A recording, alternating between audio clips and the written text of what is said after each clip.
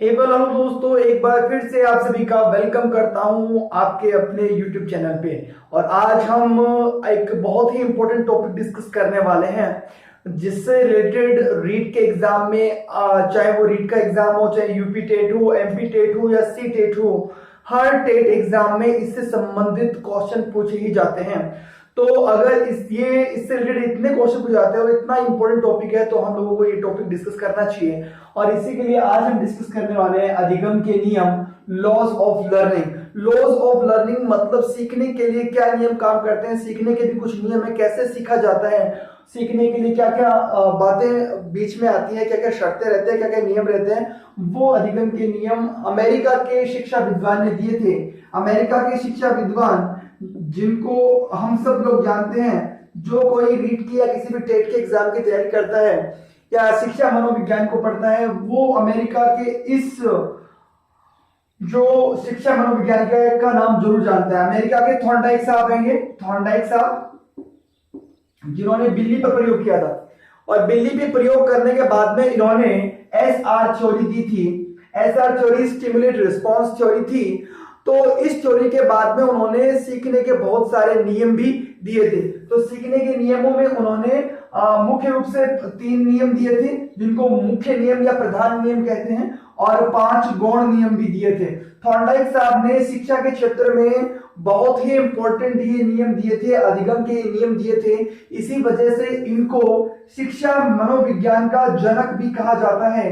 तो परीक्षा में पूछा जा सकता है शिक्षा मनोविज्ञान के जनक कौन है, ये इससे संबंधित भी सीधा सीधा प्रश्न पूछा जा सकता है। तो आप आराम से जवाब दे सकते हैं कि शिक्षा मनोविज्ञान के जनक है वो थॉर्नडाइक साहब हैं। और थॉर्नडाइक साहब ने ही बुद्धि का बहुकारक सिद्धांत दिया था। पिछली बार पूछा गया था बहुबुद्धि का सिद्धांत किसने दिया था, जिसका आंसर गार्डनर साहब थे। लेकिन इस बार संभावना है कि बुद्धि से संबंधित कोई और प्रश्न पूछ लिया जाए, जैसे बुद्धि का बहुकारक सिद्धांत किसने दिया, तो इसका जवाब भी होगा अपने थॉर्नडाइक साहब। ठीक है, तो यहाँ पे आज हम बात कर रहे हैं अधिगम के नियमों की, लॉज ऑफ लर्निंग की। मैंने बताया सीखने के लिए इन्होंने 3 मुख्य नियम दिए थे और 5 गौण नियम दिए थे। द्वितीयक नियम जिसे आप कह सकते हैं, सेकेंडरी लॉ जिनको आप बोल सकते हैं, उन्हीं की आज हम बातें करने वाले हैं। ये अमेरिका से बिलोंग करते हैं और इन्हीं के संबंध में आज हम बात करेंगे, अधिगम के नियमों को जानेंगे। सबसे पहले मैं मुख्य नियम बताना चाहूंगा, जो इन्होंने मुख्य नियम दिए, जिनको हम प्रधान नियम के नाम से भी जानते हैं। मुख्य नियम या जिनको हम प्रधान नियम के नाम से भी जानते हैं, और इन इंग्लिश कहूं तो प्राइमरी लॉज हो जाएंगे प्रधान नियम। ठीक है, तो प्रधान नियम या मुख्य नियम के अंदर इन्होंने 3 नियम दिए थे, जिनमें पहला नियम है वो है तत्परता का नियम। मैं इन एक एक करके इन तीनों जो नियम हैं, जो मुख्य नियम, जो 3 नियम दिए थे, इन तीनों नियमों को एक एक करके एक्सप्लेन करूंगा। पहले हम देख लेते हैं कि कौन से ये 3 नियम हैं। तत्परता का नियम दिया था उन्होंने सबसे पहले, जिसको इन इंग्लिश हम बोलते हैं law of readiness. Law of readiness की बात करते हैं। सेकंड उन्होंने दिया था वो था अभ्यास का नियम।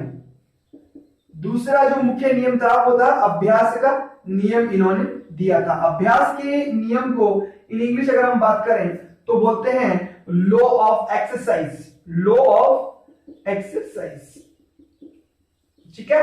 और तीसरा जो नियम था मुख्य नियम के अंतर्गत, वो नियम था अभ्यास का नियम हो गया, तत्परता का नियम हो गया, और अपना तीसरा नियम था प्रभाव का नियम। प्रभाव का नियम भी इन्होंने दिया था। ये तीनों नियम शिक्षा के क्षेत्र में, अधिगम के क्षेत्र में बहुत ही महत्वपूर्ण नियम हैं। इन्हीं पे हम बात कर रहे हैं। प्रभाव का जो नियम था उसको हम बोलते हैं लॉ ऑफ इफेक्ट। ठीक है, तो इस प्रकार ये अपने 3 नियम हैं। इन 3 नियमों को एक एक करके समझने का प्रयास करते हैं। यहां पर जो आपको पहला नियम दिखाई दे रहा है, तत्परता का नियम, तत्परता के नियम को समझने का प्रयास करते हैं।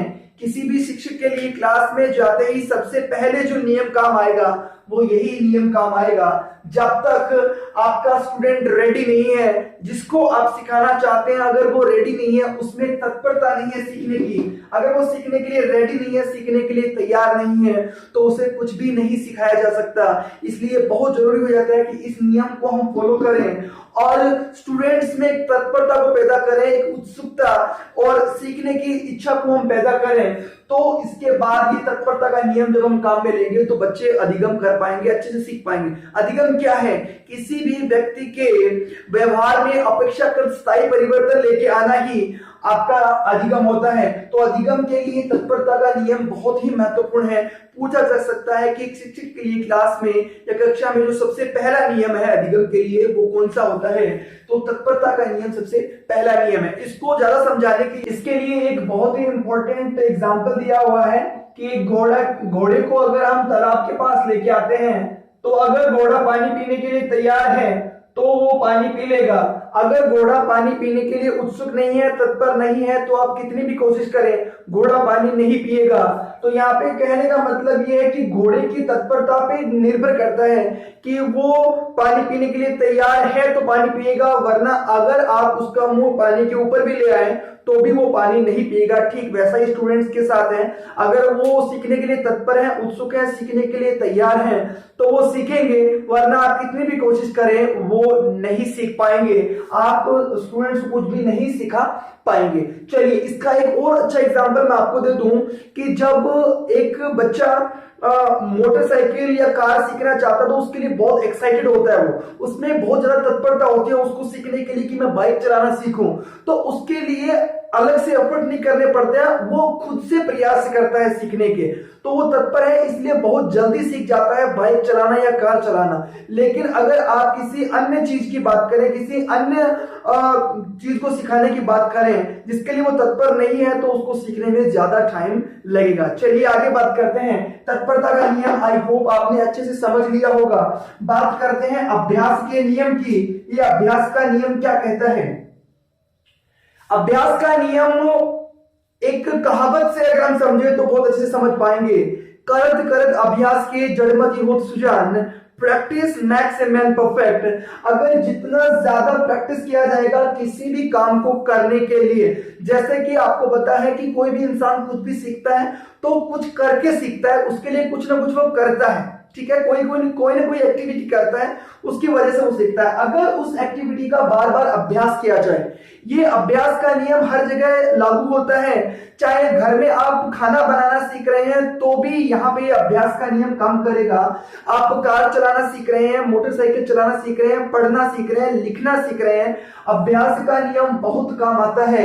ये बहुत जरूरी है कि बार बार किसी भी काम को सीखने के लिए अभ्यास किया जाए। जैसे आपको कंप्यूटर में टाइपिंग सीखनी है, जितनी ज्यादा आप प्रैक्टिस करेंगे, जितना ज्यादा अभ्यास करेंगे, उतना अच्छी तरीके से आप उसको सीख पाएंगे। आगे लेके बढ़ते हैं इसको। अभ्यास के नियमों को आगे दो पार्ट्स में डिवाइड करा गया है। दो पार्ट्स में एक होता है यूज, लॉ ऑफ यूज, और एक होता है लॉ ऑफ डिसयूज, मतलब उपयोग का नियम, और एक होता है अनुपयोग का नियम। उपयोग का नियम और एक होता है अनुपयोग का नियम।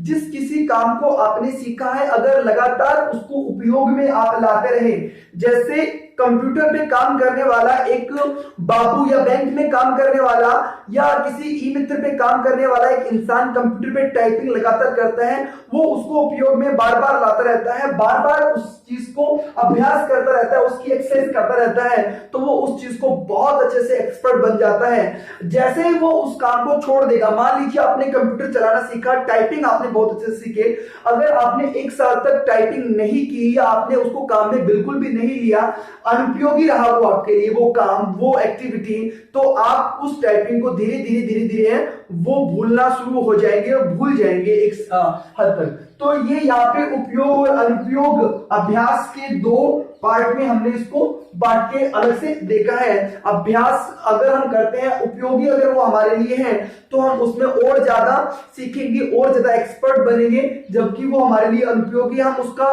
उपयोग नहीं कर रहे हैं, उसको काम में नहीं ले रहे हैं, तो धीरे धीरे उसको भूल जाएंगे।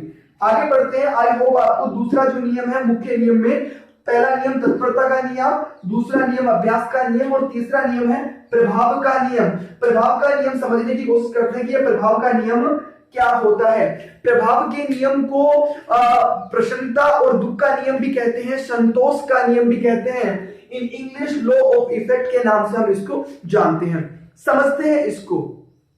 किसी भी काम को, क्योंकि मैंने कहा अधिगम के लिए हमें कोई ना कोई एक्टिविटी करनी पड़ेगी, कोई ना कोई एक्टिविटी करेंगे तो उसके बाद में हम सीखेंगे। तो अब अगर हम कोई एक्टिविटी करते हैं और उसका जो रिजल्ट आता है वो अगर हमें सुकून देता है, उससे हमें सुख मिलता है, अच्छा लगता है, अच्छी फीलिंग आती है, हमें अच्छा महसूस होता है, तो हम उसको जल्दी सीखेंगे या उसको बार बार फिर दोहराने की भी कोशिश करेंगे तो हम अच्छे से उसको सीख पाएंगे। लेकिन अगर हमें उस एक्टिविटी को करने में दुख मिलता है या परेशानी होती है या पीड़ा हमें मिलती है तो हम उस काम को दोबारा नहीं करेंगे। आपने देखा होगा छोटे जब हम बच्चों को देखते हैं तो वो, और हम खुद भी ऐसा करते हैं कि जब हम कुत्ते को बुलाते हैं तो एक आवाज क्रिएट करते हैं, तू तू तू ऐसे आवाज क्रिएट करते हैं और उस आवाज को क्रिएट करने के बाद में कुत्ता आता है और जब वो उस तू तू की आवाज पे आता है और हम उसे रोटी डालते हैं तो उस एक्टिविटी के दौरान उसे क्या मिला, उसे सुख मिला, उसे भोजन मिला, उसे अच्छा फील हुआ,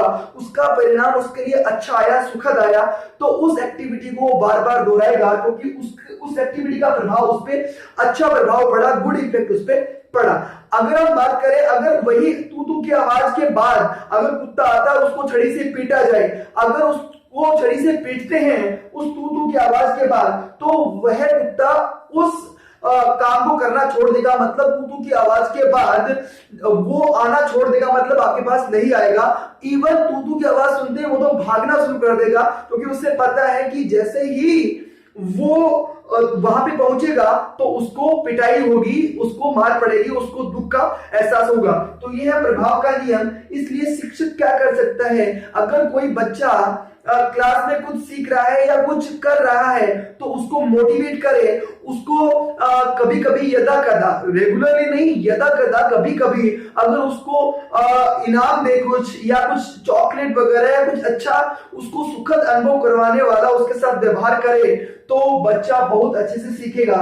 तो ये मुख्य नियमों में से हमने बात करी है अभी प्रभाव के नियम की। तो मुख्य रूप से 3 नियम होते हैं, तत्परता का नियम, दूसरा है अभ्यास का नियम और तीसरा है प्रभाव का नियम। आप चाहे तो इसका स्क्रीनशॉट ले सकते हैं। आई होप आपने स्क्रीनशॉट ले लिया होगा। और चलिए अब आगे बात करते हैं। अधिगम के नियमों में हमने शुरू में बात करी थी कि 3 नियम होते हैं, वो मुख्य नियम, प्रधान नियम होते हैं और जो 5 नियम है वो गौण नियम है।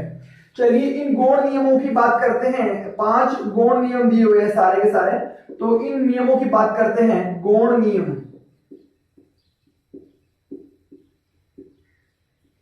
इन 5 गौण नियम की बात करते हैं। सेकेंडरी इनको बोलते हैं हम, द्वितीयक भी कहा जाता है, सेकेंडरी लॉज होते हैं, ठीक है। तो चलिए बात करते हैं, इसमें 5 नियम उन्होंने दिए थे थॉर्नडाइक साहब ने। इनमें पहला नियम जो हम पढ़ रहे हैं, पहले हम क्या करेंगे, 5 नियम लिख लेंगे और उसके बाद में करके मैं एक्सप्लेन करता चला जाऊंगा, जैसे हमने मुख्य नियमों को एक्सप्लेन किया था ठीक वैसे ही। चलिए पहला जो अपना इसमें नियम रहेगा वो रहेगा मनोवृत्ति, मनोवृत्ति का नियम, मनोवृत्ति का नियम, जिसे लॉ ऑफ एटीट्यूड बोलते हैं हम, लॉ ऑफ एटीट्यूड हम बोलते हैं। दूसरा है अपना आंशिक, आंशिक प्रतिक्रिया, आंशिक प्रतिक्रिया का नियम, जिसे हम लॉ ऑफ पार्शियल एक्टिविटी बोलते हैं, ठीक है। तीसरा अपना जो नियम रहेगा वो रहेगा बहुप्रतिक्रिया का नियम,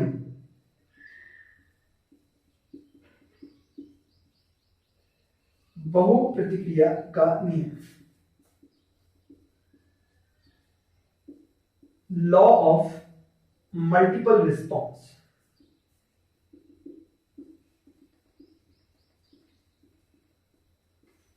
और जो चौथा अपना नियम रहेगा वो रहेगा आत्मीकरण का नियम,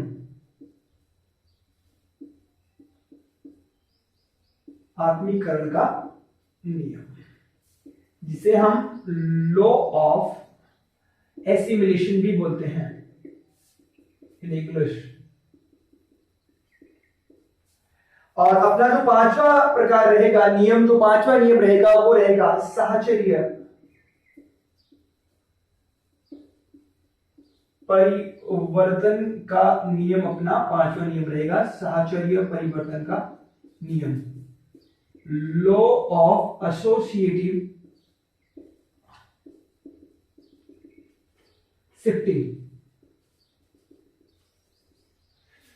ये अपने कुल मिलाकर के पांच जो गौण नियम है वो पांच गौण नियम है। यहाँ पे इन पांच गौण नियम को हम एक एक करके एक्सप्लेन करने की कोशिश करते हैं। चलिए बात करते हैं सबसे पहले मनोवृत्ति का नियम। मनोवृत्ति के नियम को पढ़ते हैं, लॉ ऑफ एटीट्यूड को पढ़ते हैं।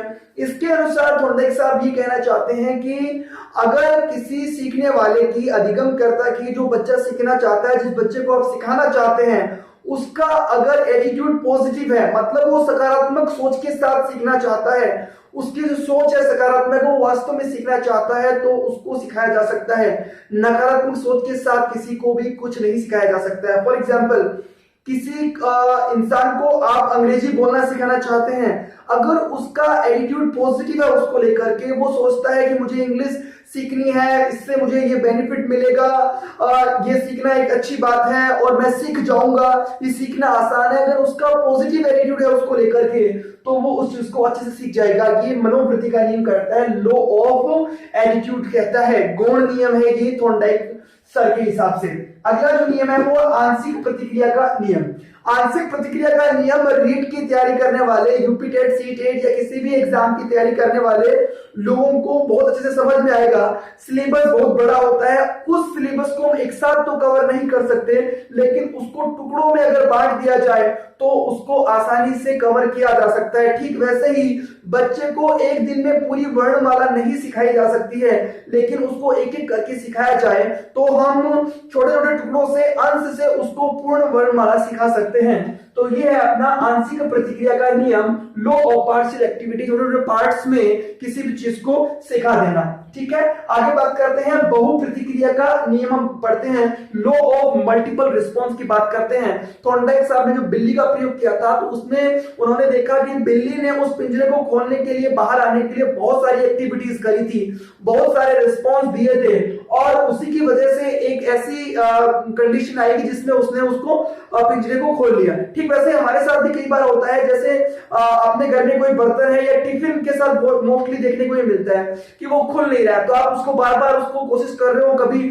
खींचने की कोशिश कर रहे हो, कभी नाखून से, उंगली से, अंगूठी से उसको खोलने की कोशिश कर रहे हो, नहीं खुल रहा है, बार बार आप प्रतिक्रिया कर रहे हैं, बहुत सारी प्रतिक्रियाएं आप कर रहे हैं, मल्टीपल आप उसमें एक्टिविटीज कर रहे हैं, और करते करते आप एक ऐसी कंडीशन आती है कि आपने उसको खोल देना होता है, आप उसको खोल देते हैं, उसको खोल लेते हैं, तो उससे भी एक इंसान में अधिगम होता है। ये बहु प्रतिक्रिया का नियम है, बहुत सारी क्रियाएं करनी पड़ती हैं किसी भी काम को सीखने के लिए। चलिए बात करते हैं आत्मीकरण का नियम। हमारा यहाँ पे अगला नियम है, आत्मीकरण को समझने की कोशिश करते हैं। आत्मीकरण में क्या होता है, हम किसी भी काम को पहले सीखे हुए होते हैं, अगर वैसा ही एकदम सेम वैसा नहीं, लेकिन कुछ उससे मिलता जुलता अगर कोई काम हमारे सामने आता है और उसको सीखने की जरूरत होती है, तो हम पीछे जो हमने सीख रखा है उसी के जो कॉन्सेप्ट हमारे माइंड में है, उसी की जो संप्रति हमारे माइंड में है, उनको हम काम में लेने की कोशिश करते हैं। फॉर एग्जाम्पल, टिफिन वाला एग्जाम्पल मैंने बताया, मान लीजिए एक दिन टिफिन आपसे खुला नहीं, तो आपने उसको क्या करा, जमीन पे पटका और उसको खोल लिया। ठीक है, कुछ दिनों बाद में क्या हुआ कि घर में एक कोई दूसरी कोई केतली थी, पानी की केतली, वो खुल नहीं रही थी। अब कंडीशन कुछ वैसी ही थी, लेकिन वो टिफिन तो नहीं था, लेकिन आपने टिफिन की वजह से कुछ सीख रखा था कि अगर उसको कहीं पटका जाए तो उसकी अंदर की जो पकड़न है, जकड़न है, वो शायद ढीली हो सकती है और उसको हम खोल सकते हैं, और आप उसको खोल लेंगे और आप कुछ नया सीख लेंगे। तो ये है आत्मीकरण का नियम, लॉ ऑफ एसिमिलेशन। ठीक है, आगे बढ़ते हैं। ये आपने पढ़ा होगा एडॉप्शन में, जब हम पढ़ते हैं अकोमोडेशन, एसिमिलेशन जो हम पढ़ते हैं, तो वहां पे भी हमने इस चीज को पढ़ा है, एसिमिलेशन को। जब हम किसी भी संप्रत्य को बनाते हैं, किसी अपने माइंड में संप्रत्य बनाते हैं, तो वहां पे भी इसका रोल है, हम पढ़ेंगे एक अलग टॉपिक में। चलिए बात करते हैं साहचर्य परिवर्तन का नियम, जिसे लॉ ऑफ एसोसिएटिव शिफ्टिंग बोलते हैं। कहने का मतलब ये है कि मान लीजिए कि एक बच्चे के पास एक घोड़ा है, छोटा खिलौना है, घोड़ा है, अगर वो घोड़ा टूट जाए किसी वजह से, तो अब उस बच्चे को क्या होता है कि हम किसी दूसरी चीज से उसको हम कल्पना करवाते हैं, बताते हैं कि देखो ये घोड़ा है तुम्हारा, वो घोड़ा नहीं है, हम उसको बताते हैं कि घोड़ा है, तो फिर वो उसी को घोड़ा मान लेता है। या फिर दूसरा एग्जांपल हम ले कि मान लीजिए कि एक माँ अपने बच्चे को जब खिलाती रहती है, उसको खिलाती है, तो उसके साथ खेलती है, तो उसको बहुत अच्छा लगता है। अब जब वो बच्चा स्कूल गया हुआ है या ननिहाल गया हुआ है 10 दिन के लिए, तो उस बच्चे के ना होने पर वहां पर, तो वो माँ क्या करेगी, उसके खिलौनों से या उसके कपड़ों से क्या करेगी, उस बच्चे की अनुभूति करेगी, उसका एहसास करेगी। तो ये साहचर्य परिवर्तन का नियम है, लॉ ऑफ एसोसिएटिव शिफ्टिंग। तो इस तरीके से हमने कुल मिलाकर के 8 नियम पढ़े हैं, अधिगम के 8 नियम, जो कि थॉर्नडाइक साहब ने दिए थे, अमेरिका के शिक्षा विद्वान हैं, बिल्ली पर प्रयोग किया था और इन्होंने ऐसा थ्योरी दी थी। शिक्षा मनोविज्ञान का इनको जनक कहा जाता है, क्योंकि शिक्षा के क्षेत्र में इन्होंने 8 सीखने के नियम दिए थे। 3 नियम थे, वो थे मुख्य नियम, प्रधान नियम, और 5 नियम थे, वो थे गौण नियम। आशा करता हूं आपको आज का टॉपिक बहुत पसंद आया होगा, अच्छे से आपने समझ लिया होगा। अगर आपको कोई भी प्रॉब्लम है तो आप कमेंट बॉक्स में जरूर बताएं कि सर ये चीज समझ में नहीं आई। आपको फिर से कमेंट बॉक्स में या फिर किसी अन्य माध्यम से आपको अच्छे से समझाकर बताया जाएगा कि what is the problem solution. तो ये था हमारा आज का टॉपिक। वीडियो को लाइक, शेयर और चैनल को सब्सक्राइब करना मत भूलिएगा। आपके शेयर से हमें मोटिवेशन मिलता है और हम अच्छे अच्छे वीडियो आपके लिए लेके आ पाएंगे। Thank you.